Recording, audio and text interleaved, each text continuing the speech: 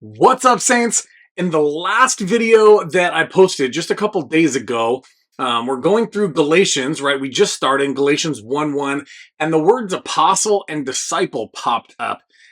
In Galatians, that word is really, really important. Paul addresses himself as an apostle, and you can watch those videos.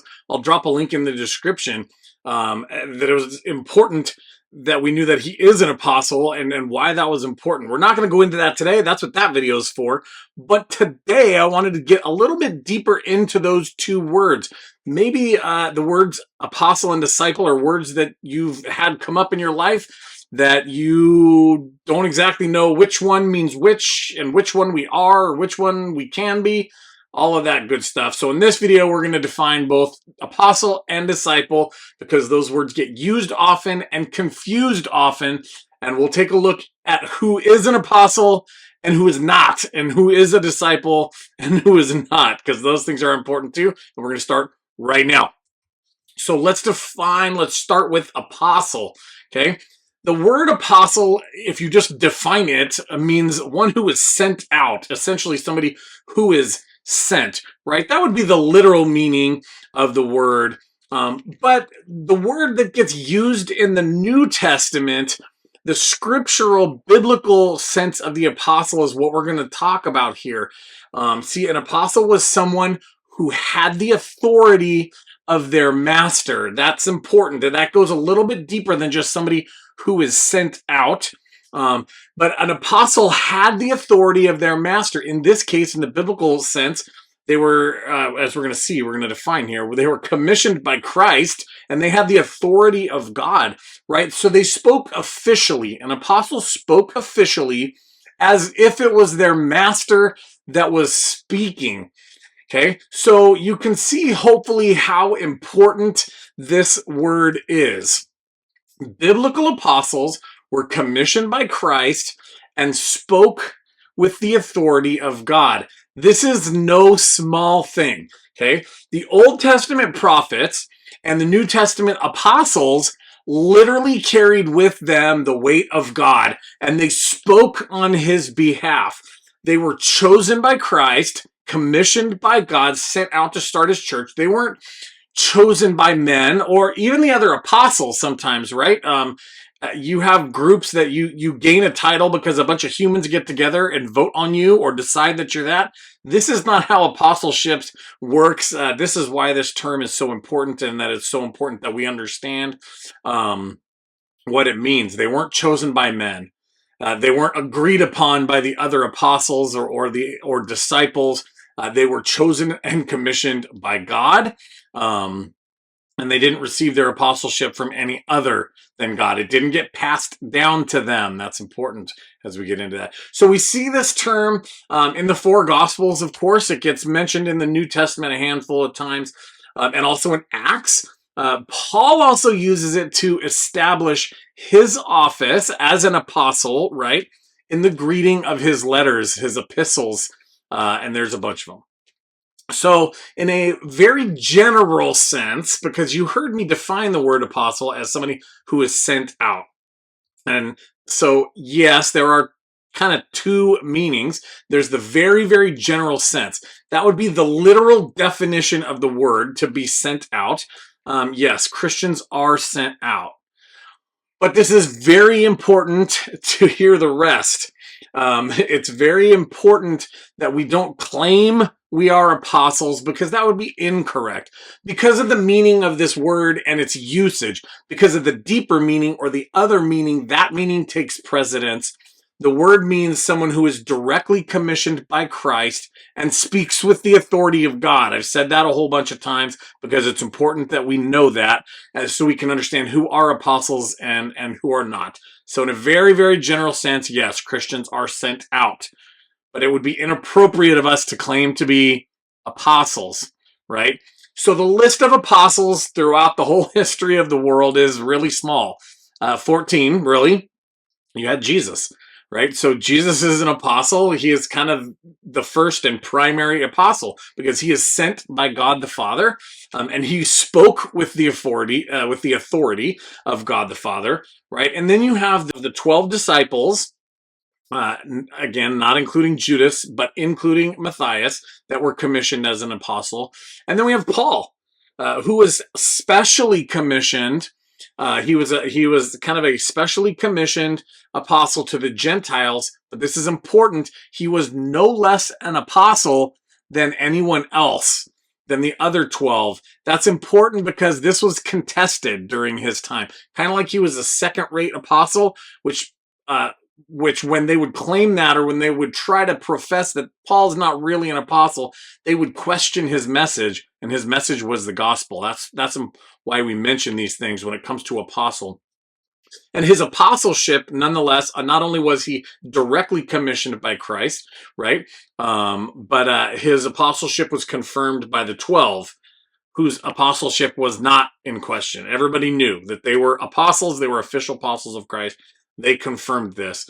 So we have those 14. That would lead to the question, who is not an apostle? And that answer is really pretty easy.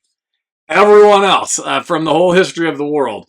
Yes, we are all sent out. But no, we are not commissioned directly by Christ himself, and we do not carry the authority of God. That's important. By the way, nowhere in Scripture does it mention that there are apostolic successors. The title apostle belonged to them and to them alone. They didn't pass it down, such as like a king would pass down his reign to the next guy, usually his son or whatever the case is. That's not in Scripture anywhere. This term, biblical apostleship, belonged to those 14 people, Christ and the other 13, and them alone. They didn't pass them down. They didn't hand down nothing. There was no successors. And there are no apostles alive today. This is really, really important. There are no apostles alive today because no one meets the biblical criteria. The Bible is our only apostolic authority. Part of where we get the doctrine of sola scriptura. Scripture alone is our authority because it is the only apostolic authority. It is the only thing that carries the weight of God's word to us. No person, no man since Christ and the other 13, Paul and the 12, have carried with them apostolic authority.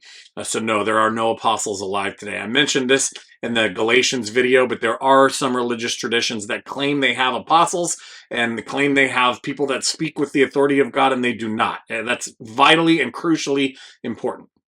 So that brings us to the term disciple. Disciple, this one can have a little bit more of a broad meaning, is a follower or a student of a teacher, right? Essentially a learner. This term means just that.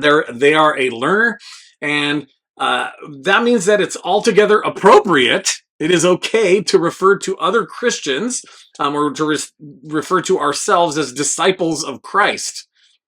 No big deal. I hope you do. I hope you are a disciple of Christ. Incidentally, you can be a disciple of something else, right? And that's not crazy heresy or something that's terrible. Oh, no, you're not a disciple. No. Not only are hopefully we all disciples of Christ, you can be a disciple of something else. In the book of John, some of John the Baptist's disciples are mentioned. That means that they followed John around and were learning from him. This isn't wrong. This isn't heresy. It's simply stating that we're follower or learners.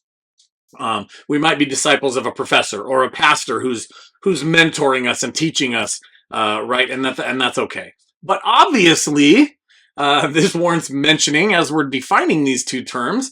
Obviously, there's a very special group of individuals that were the 12, that were the disciples, right? When used in specific, that term is referring to the 12 disciples that were men chosen by Christ himself, who literally followed him around for 3 years during his ministry here on earth and learned from him directly. So there is a specific term, the disciples. Of course, none of us are them, and that doesn't get confused. But as we're talking about apostles and disciples and who is not, it's important to mention. Little side note here, as I think about the disciples, the 12 often, how cool would it have been to literally follow around God the Son, veiled in flesh, right? Veiled in flesh, the Godhead see, How cool would it have been to follow him around for 3 years and learn directly from him? I just sometimes I dwell on that for maybe even a little too long, because I think that would be super cool. And how sweet must it have been? They watched the resurrection, they followed him around, and were intimately associated with him for 3 years, and then he leaves physically, right? He ascends into heaven. That must have been a little bit bittersweet.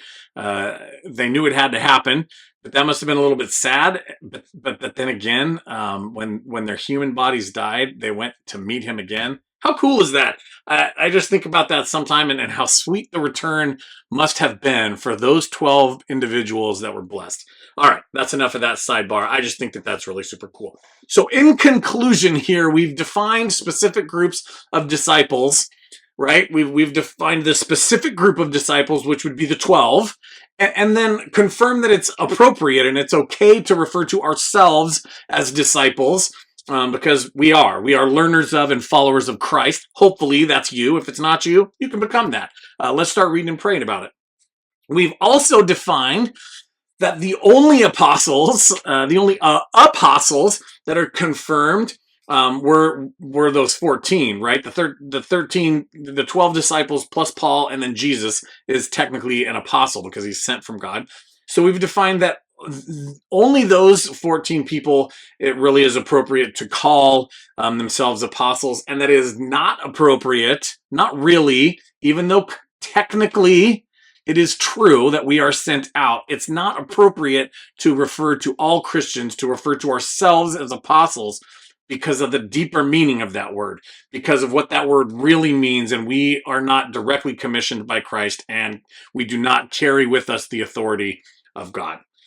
So we have those definitions. Really, that's 4 definitions for the price of 2. And as a reminder, there are no apostles alive today. No one speaks with the authority of God since this group that we defined as apostles. We have God's word. We have apostolic authority in Scripture. That is what our apostolic authority is. So if you meet somebody or are part of a church that claims to have apostolic authority, my friends, run far, far away as fast as you can, because they don't. They don't speak with the authority of God, and they do not carry with them the weight of that authority. So thank you for watching, my friends.